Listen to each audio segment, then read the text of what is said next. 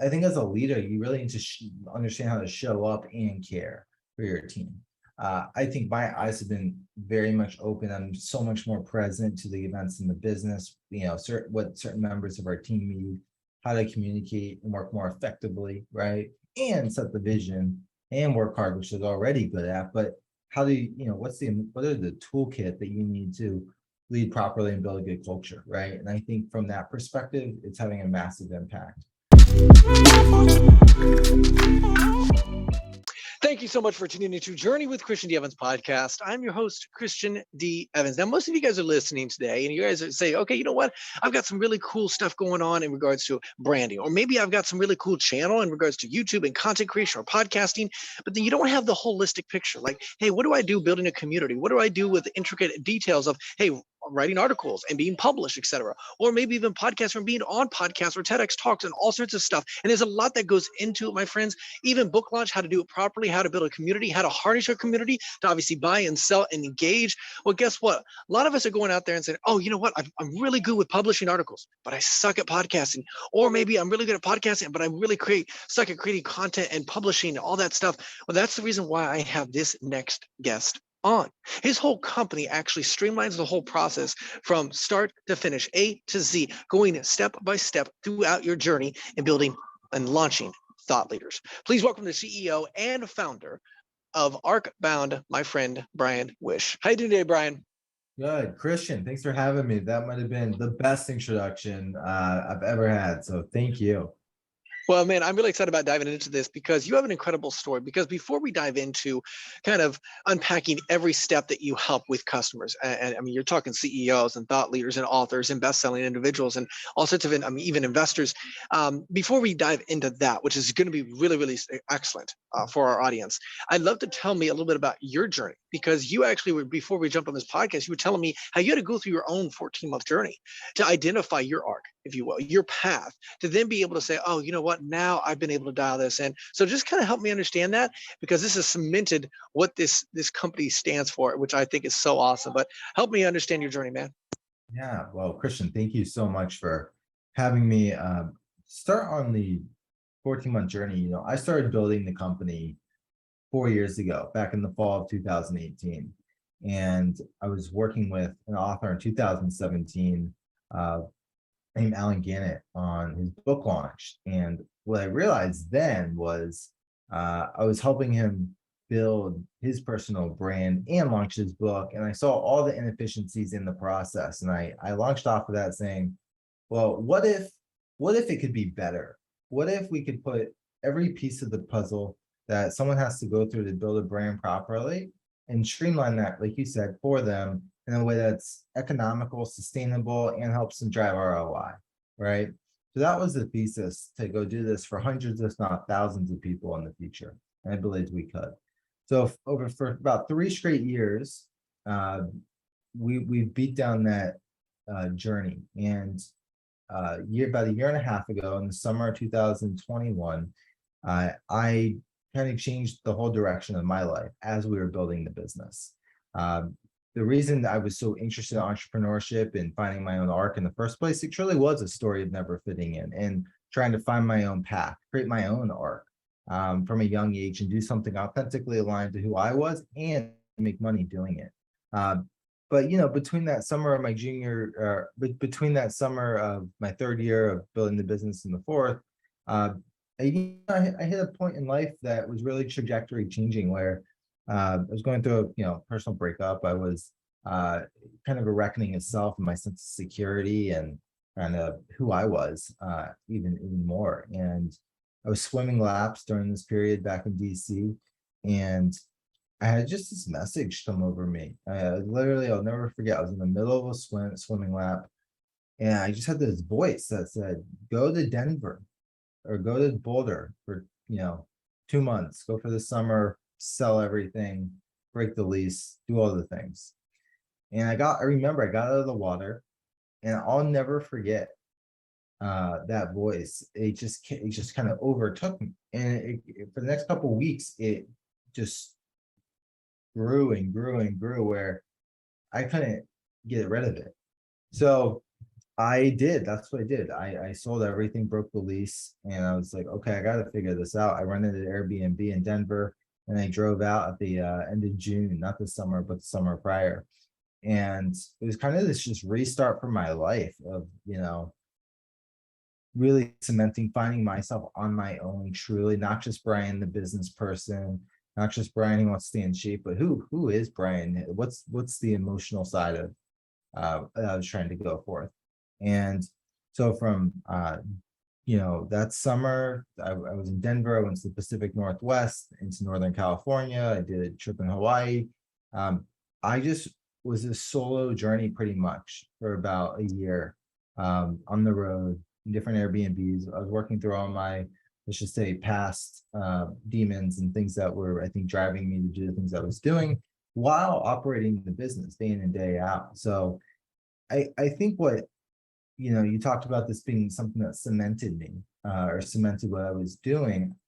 I really had to learn how to belong to myself and cement and really create my own arc and my path in a way that was fully aligned to me, not just part of me, but every piece of me.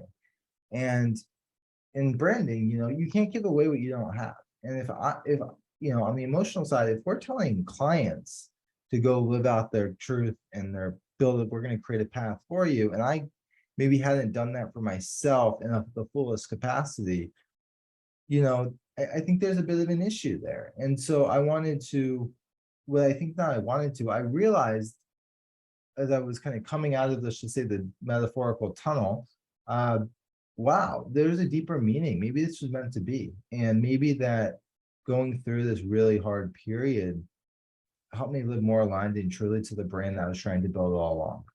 And so that's a bit of the story, and I hope that's good context. It does. And so when you were going through that, what questions or who came alongside you as like maybe mentor or guidance, coaches, consultants, anybody like that that came across, came with you during that journey to help you unpack that yourself? Yeah, that's a great question. It was a lot like a hero's journey, and the kind of mentor shows up. I actually did. I had this guy come out and visit me. His name was Rich Keller, and uh, I'd known Rich because he actually helped us think about our brand and our message of what we were building years ago, kind of going through my story up to that point and how to apply that to a business. So he came out to visit me. He just knew I was in a darker place, and you know, I didn't really know what to expect. But there were nights where I just like broke down in his arms, and like there were nights where I just like it was a shedding, right? Of true shedding. And from that moment forward, we worked, 2, 3, 4 nights a week after the work day to just go through all that was inside. And I'm not a therapist by trade or anything, but it really created a clearing and just a sense of like freedom and within. And it was, I mean, I think though I'm so lucky and grateful, and the way I get to show up, what I'm present to, the things I've learned, it's just been unbelievable. And I think what's even better is the impact in the business, and how I show up differently as well. How has this helped during this journey? How has this helped identify, not to be redundant, identify your identity to get clear on who you are? Yeah, I think with how I grew up, right, there was a divorce when I was 7, and I think from that I really longed for this emotional male support. I put uh, security into relationships. I had a like huge fear of loss, and because of that fear of loss, it almost did things that perpetuated the loss by, showing up with sense of lack or a sense of worth, right, or lack of worth. And um, so I think going through it, right, I've been able to really identify behaviors and who I was prior. Now, on the flip side of that, it was really good because it's pushed me to be really motivated and ambitious and not create the same life for myself. But I kind of forgot about, all this other stuff that was kind of driving me to get there, which I eventually had to face. And thank God I did it at 20, 28, and 29 and not 40 and 45 with a family. And so I was able to really get clear on that, and then just the stories of childhood and adolescence and all the things. And that journey never ends. Is what I'm learning and also enjoying, but it's much easier to pick up the insights or understand things, and adapt and evolve versus get stuck in something. So yeah, it was a significant time. So by having you go through this your own journey, how has this been able to be reflective for Yeah, helping others with your business, leveraging your business structure, helping them also get clear on how they want to represent and be represented in the world? right. So I think there's an internal side and an external side. I think an internal side with the team, right? I was in my own kind of tunnel from a just focus perspective that I think as a leader, you really need to understand how to show up and care for your team. I think my eyes have been very much open. I'm so much more present to the events in the business, what certain members of our team need, how to communicate and work more effectively, right? And set the vision and work hard, which is already good at. But how do what are the toolkit that you need to lead properly and build a good culture, right? And I think from that perspective, it's having a massive impact. From a brand or a storytelling, from a more external perspective, right? The way I'm being able to share content is so much more richer from the heart with clients or potential deals that we're working on. The story makes sense. If I mean, I'm not sharing all of this and that, but it's, hey, I'm living like my path, and our job is to create the path for others. Like what's your arc? Like, what is that you want to go build? Here's how I've done it a little bit more. And so I think there's an element of credibility there. This isn't just fluff, a nice little tagline in a brand, but there's a lot of truth and depth behind the brand. And so I think it's just really resonating because at the end of the day, everyone has an arc for their life. We've just decided to create our set of products and services to help other people live that out in a certain way. So I would say there's an internal and an external, and those would be the two. Now, let me ask you this in regards to, let's kind of loop into your business structure a little bit. You talk about like step one, branding, step two, content, step three, community, step four, podcast, step five, book launch. And each one of those, you dive deep into kind of like several levels. And my question is, I'm curious when you're working with a brand, because I've noticed like personal brand CEOs, they may have one channel rock and rolling, but they may have other bits and pieces, right? Not the whole picture, not the whole puzzle, if you will, together. So my question is, at what point did you realize in this order was the best way to focus on? Yeah, that's a good question. So I think part organic and part more systemically. I had experiences building kind of different pieces prior. So out of college, I worked with an investment fund where I was really running their content and community to drive deal flow to the fund and putting in leadership across, you know, about 70 different countries to create this more scalable infrastructure. Prior to that, I was running a more glorified blog of, hundreds of contributors, right? And so I had this knack for audience and community and how to share content to that to mobilize them kind of at a core. With the author and tech entrepreneur I worked with named Allen, um,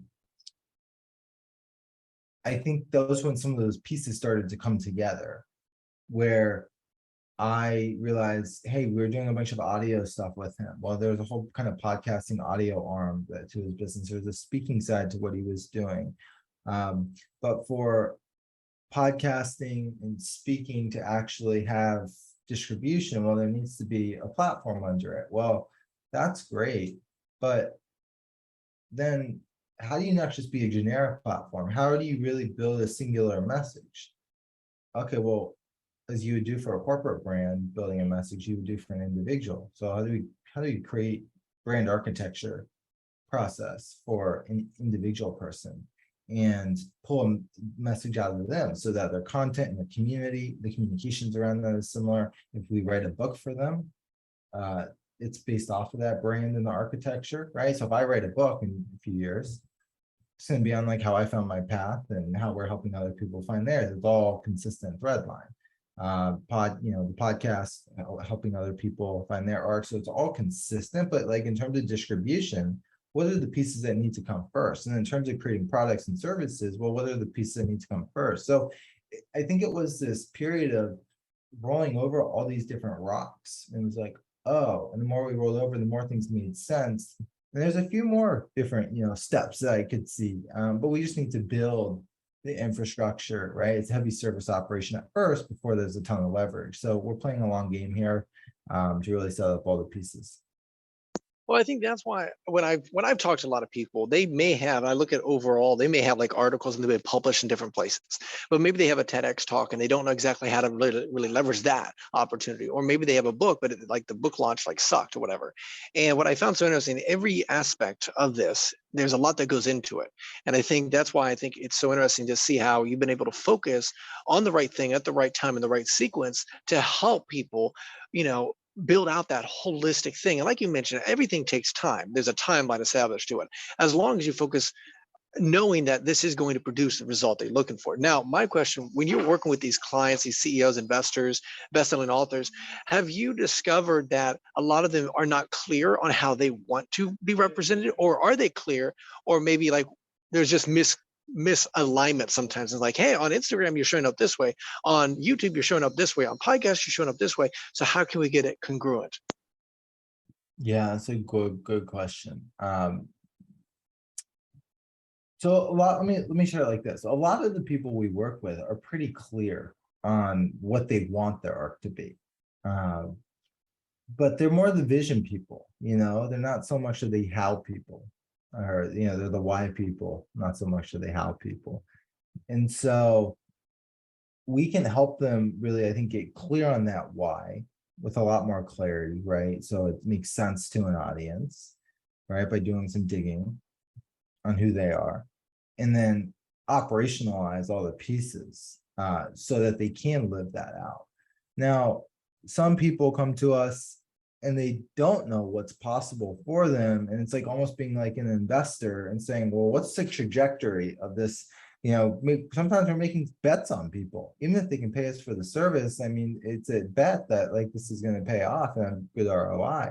So we have to be thinking with that arc mindset in the first place of, can we get this person to a place that maybe they can't even see for themselves? Now, it is a lot of fun when we have the person come to us, they see a huge world for them, and then we get to go build it, right? Like that's rewarding. But it's also rewarding to take someone who maybe never knew what they were capable of, but they've done very well in their career, but this is their next chapter. And then we go build that for them, and they get to really enjoy this thought leadership journey and have an impact, right? Based on their knowledge of what they've learned over their career. So that to me is what I would say is we play a steady hand, and it really just depends on where people are.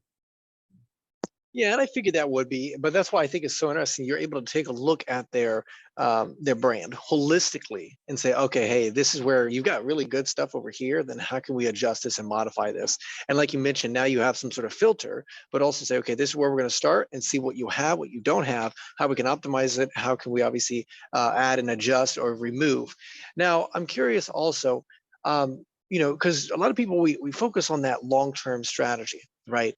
And I'd love to get your response in regards to kind of like, because to me, I look at brand as much more than just colors, as much more than just, it's the energy, it is the emotion that elicits from someone that is responding with your brand, with your personality, with whatever, right? And so you got to show up that way so that they feel like, wow, I feel this XYZ emotion, right? And so if you could, I'd love for you to just kind of, when you're working with a brand, they've already got something established, maybe they don't. How do you help them understand that and interpret it and dive deeper into that, and have them show up like that in all aspects of their content? So if I'm hearing you correctly, just let me reflect back to the question. Because a brand is more than just colors, which I fully agree with. Based on kind of who they are and their emotion, how do we ensure that brand shows up consistently across every piece of what they do? Is that correct? Yeah, what I mean by this is eliciting that emotion that they Yeah. want the user or that person to experience when they're consuming their content, whether it's via article, whether it's podcast, whether it's Instagram, whether it's LinkedIn, et cetera, et cetera. Yeah. So at a base level, when we're working with a client and we're creating content for them, right? We have all their brand assets and pieces of their story. But when we're creating content, we also have documentation around how to create content, how they want it, their voice, tone, style. So that way we can be consistent. So if we're sharing, today 40 thought leaders on a weekly basis, right? There needs to be a level of structure behind that so how we create is consistent, because if clients aren't paying us to co-create content with us, they want us to really bring that out of them. They show up for the fun part, they share that emotion. So what we're able to do to create that is, when we're on our calls, we're thinking about their message and where they want to go. We're asking questions to pull things out of them, right? With their audience in mind of what's going to resonate. Now, some clients want a more sappy tone. Some people want a more emotional and heartfelt tone. Some people want a very authoritative tone. Some people want a mix of both, right? I'd probably say a mix of both, with authority and story is best. But some people just like things the way they like them, and there's a reason for that.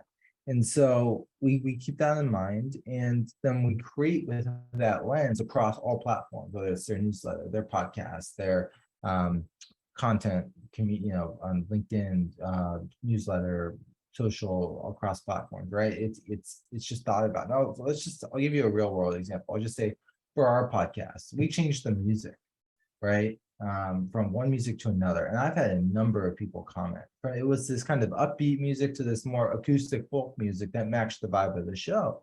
Because I think that's more who I am. It's not this rough and tough business that we're trying to build. It's a truly connective type of business. So I wanted music to match the emotion of the brand. So it's in those little pieces that we do that I think really stand out.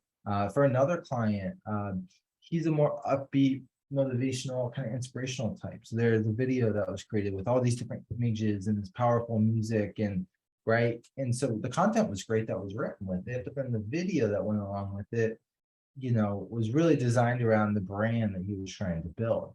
And so I think we always have to keep the end in mind, the audience, the voice and the tone. And so you're really nurturing the development of like a new baby, into the wild, or course correcting a baby already into the wild that needs a little bit of controls around it.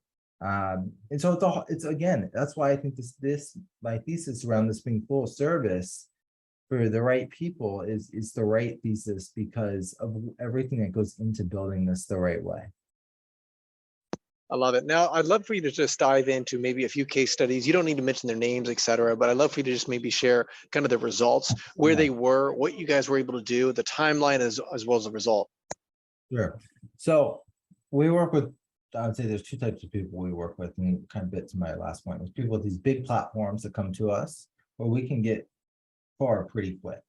Then there's other people who come to us, they want to go on this journey, they don't know where to start or how to do it. And so it takes a little bit more of an on-ramp to really get the machine going. So I'll take one. I'll share a client. His name's Neri Yao. He wrote a book called Hooked and Indistractable. So a lot of big tech investments. And he, when he first came to us, he had sold his book Hooked, almost close to 1 million copies. He had a decent audience. And but the thing is I remember he called me my first 6 months into the journey from a mutual friend, and he said, look, I have no idea how to mobilize this audience. I have no idea how to put content out there from social. I mean, he's an incredible researcher, a great writer, he understands this journey, but where his skills are is not creating hundreds of pieces of content every single month and building an audience, communicating with that audience, driving PR. He's great on creating the products. He's great on writing and thinking about those ideas, and that's where he wants to spend his time. That's where his best ROI is. So he came to us when he was about to launch his next book called Indistractable, and he said, hey Bryan, why don't we start here for the 6-month trial, and we'll figure out where to go. And so we built a book launch community to about 1,500 people off of his different social channels. We started building a content system for him, where we're getting out all the thoughts from Hooked, and building a very repeatable process that was connected to an audience. And then we started to line up probably dozens and dozens of PR opportunities where we got him on different shows. So we could, when the launch came for Indistractable, uh, we could basically have all these podcasts come out over a month. We could have the launch group, they've already pre-ordered the book. We could drive them to do reviews. Then we could just engage the audience and promote authentically into these channels. Then, so we kind of created this momentous fire very fast. Once the book launch was over and we kind of had the machine going, then it was about dripping out all the Indistractable content. So how do we really scale that side of the business, or scale that side of the brand, and really get him known for focus and productivity? And I think what Indistractable is, to me, it's a very similar book to Hooked for a general audience on behavioral design, for like how to live your life, and like you are the product as a person. So what changes do you need to make? It's a really good book, right? But it's different from the one that was a very tech focused book on product development. And so at the root of it, though, to me, the message is around behavior design, right? And that's Near's message. He gets that, and that applies to a number of different verticals, audiences. So I think he's building a brand really well. The audience cares. So now it's about email subscribers and growth, because for every we're building some products right now to showcase how we drive ROI. I think what marketing firms don't do, and I wouldn't say we're a marketing firm, but what marketing firms don't do is they don't show how like their services are going to yield ROI. So Near, actually, we've done so well with him over the last 3 years. He came on as an advisor, and he's helping us think about product development and what we can really streamline with technology and create for clients to really build that ROI and help them see that faster, and just through some software. And so I'm excited about where that is going. And I would say he's a great case study. So that would be one. And I can give you another one if helpful. Yeah, that'd be awesome. And I love that story. And I appreciate you kind of unpacking that. Yeah, please tell us another story as well, another case study. Cool. If you want to dive on that anywhere, I'm happy to answer questions. Another story is our executive coach. His name's Mark Green. Mark works with a lot of mid-market CEOs. They do about $10 to $100 million in revenue. Where we've made the investment a little bit earlier because I want to build a business that far. And Mark is basically came to us about 4 years ago, similar to Near. And he said to me, Bryan, I want to speak more. I want to scale down some coaching clients, work with who I want to work with, and then get out there and deliver workshops for having higher paying opportunities. So I don't need to do these all day workshops, which are just emotionally and physically draining, to like set strategy, priorities, work with these leadership teams, which is hard work. And he's been in the business for so many years. So he said, how can I build a brand and platform to be able to do that? And it's been really cool. So he had nothing to start with. He had about 1,300, if I recall, followers or whatever when he first started. Since that time, where we are today, about 3.5 years later, he's built his newsletter to over 100,000 subscribers. He's scaled his following significantly. We really focused, given he's such a business guy, really focused on LinkedIn and his newsletter. He's not, I think, a Twitter archetype, although he could probably do well there. And what's happened is the ROI is pretty fascinating. I would say, for one, he's got a huge lead off of the work that turned into a person who saw a client today that paid for our work over the last 3 years. He got a partnership with Simon Sinek, and he's one of their main course instructors on his online education platform. And he had a partnership with a premium organization in Australia called The Growth Factory, who saw a newsletter we wrote, reached out. Now Mark delivers keynotes and workshops to their top CEOs. So that's cool, but it took, because he started from nothing, it took him about 12 to 18 months to really start seeing where this was going. And by like year 2, year 3, it was like, oh, that's pretty cool. And so it's fascinating, right? We get to work with people who are super successful, and they push us, I think that's why we've gotten so far in 4 years. It's just because they're relentless and they're never satisfied. But that's what's gotten them to where they are. And they bring that into the business with feedback, and then we get to apply it directly. See, and I think that's why it's so important to have someone like yourself on that can take because see, I've noticed a lot of people, like I keep mentioning, we always think uh, very incremental. And what I mean by this is like, hey, oh, I need help with my brand. Oh, I need help with my podcast. Oh, I need to help get on podcast. Oh, I need help with speaking. So a lot of times what we do is we categorize it as a, hey, I'm going to go find someone that helps me get on speaking. Oh, I'm going to help someone to come over here. And what I found so interesting is when you're working with 10, 15 different people to work on your whole brand, you get like, it's not as congruent holistically, unless you work with someone like yourself and your team where they can come alongside, take a look at the everything, and they overall they know the energy, the elicit emotion, the brand that you want to kind of be portrayed holistically on everything. So when like it's just, I think it's so interesting to me how I've seen this even in my own way of doing things. When I'm working with this person or that person, when I'm creating articles, I'm working with someone totally different. And sometimes the brand doesn't coincide fully. And so we have to kind of readjust and re-edit and remodify. But when you work with a whole team that's able to have the whole thing done for you kind of thing, I think it's very, very beneficial. So I really appreciate you kind of unpacking those case studies. And like you mentioned, it is a long play, right? But however, you and I understand the importance, and a lot of our listeners understand the importance of a personal brand outside of your business, et cetera, right? For whatever you want to do, whether even if you want to stay in corporate America, hey, Yeah. people are going to Google you. And so you might as well have some sort of amazing content, definitely in the C-suite side of things. So, Bryan, I really appreciate this immense value that you brought today explaining this. Now, I do want to talk about, there's one article that you wrote, 9 myths about personal brands.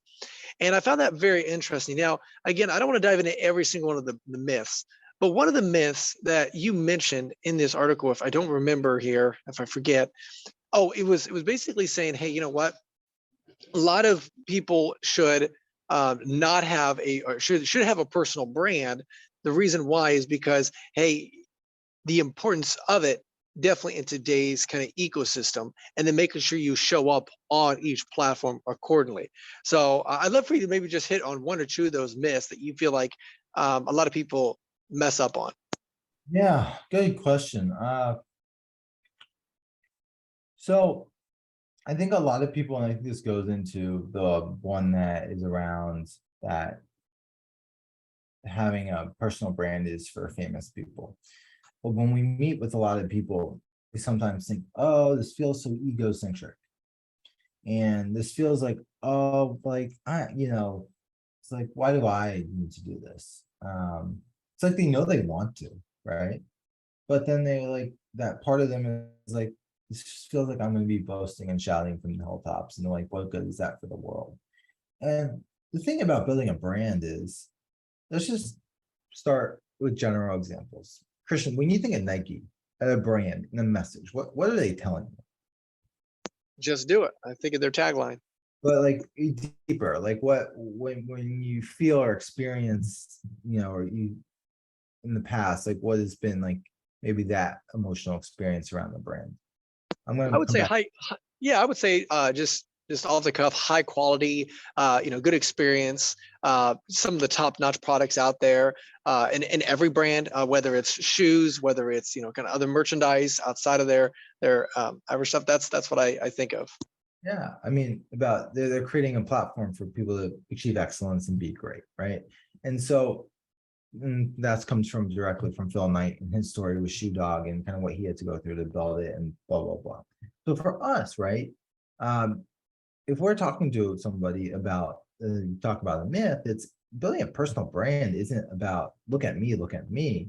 It's how do I create something for you and use a message in my own experience to impact that audience and the people around it.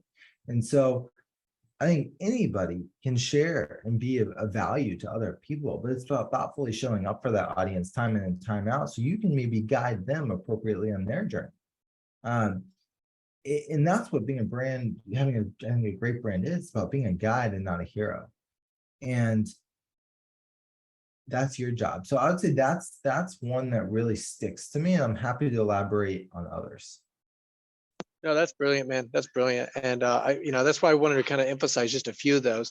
You know, Bryan, if they have any questions or if they want to know more, how can they reach out to Yeah, I mean, go to Arcbound, ARCBOUND.com. I'm on LinkedIn. It's Bryan Wish, BRYAN. Last name's Wish, WISH. So it's Bryan with a Y.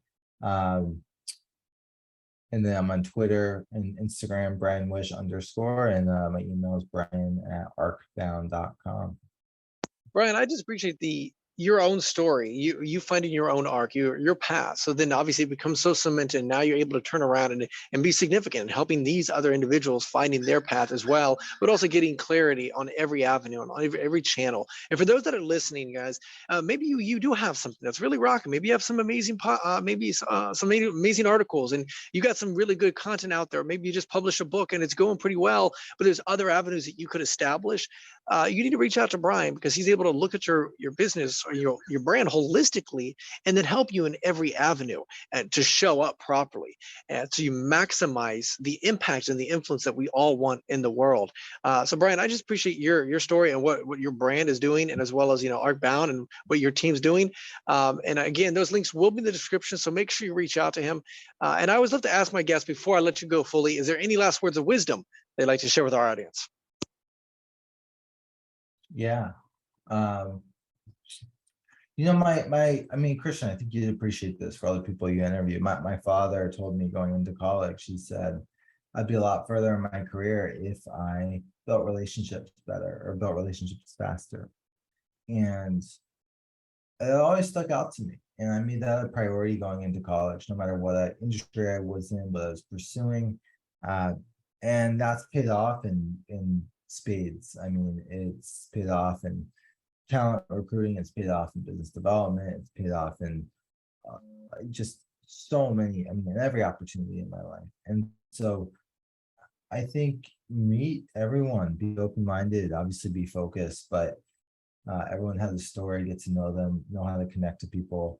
It'll help you identify where you want to go faster in knowing how to do that. And yeah, that'd be my advice. It might be a big general, but I don't. I think it's such an underutilized, taken on skill that a small minority of people leverage in a way that's helpful for the world and to play a role. And I think you only help yourself and other people in the process. That's a lot of wisdom. That's a lot of wisdom passed down. And guys, that is the CEO and founder of Arcbound, my friend Bryan Wish. Guys, that is Journey with Christian D. Evans podcast. Until next time, be uncommon if you can.